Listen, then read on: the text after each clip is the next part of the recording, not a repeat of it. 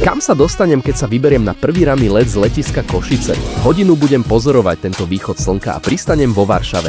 Kupujem si 72-hodinový lístok na MHD a mierim rovno do reštaurácie Zapieček, ktorá ponúka tradičnú poľskú kuchyňu. Varšava má perfektné gastro a za lepšie ceny ako na Slovensku. Bývalá elektráreň po Vyšle má tiež množstvo skvelých reštaurácií a dobre negroní. Určite vo Varšave nevynechajte vedecké centrum Koperník, kde som sa ja pohral s perspektívou a vyskúšal si, aké malé prekážky dokážu komplikovať život ľuďom na vozíku. Áno, správajte sa slušne k robotom.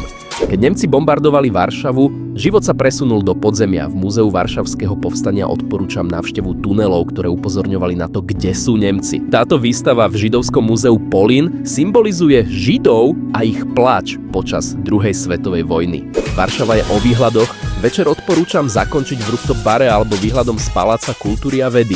No podľa mňa je pohľad naň krajší z dola. Na Staré mesto je malé, no aj tu nájdete pekné záhrady a galérie. Následne sa môžete napojiť na lety do celého sveta alebo využiť ultralacné vnútroštátne lety po Poľsku a ja pokračujem do Katovíc.